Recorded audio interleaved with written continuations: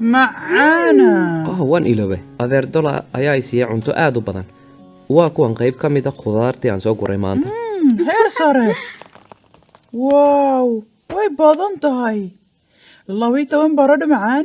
7 moos iyo 8 farsuug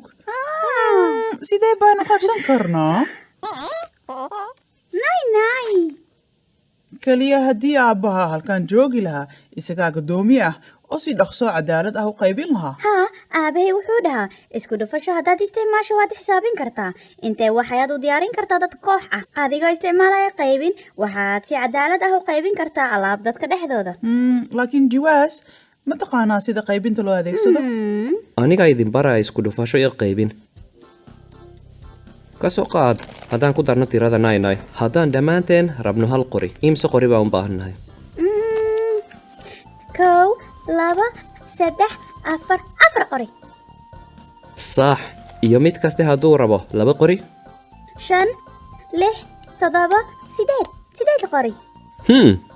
isku dhufashadu waa isku darida isla tirada oo lagu celceliyo tusaale ahaan isku dar hal 4 jeer hal ku dhufo 4 taasoo noqonaysa 4 laba la isku daray 4 jeer waa 2 lagu dhuftay 4 waxay la mid tahay 8 waayahay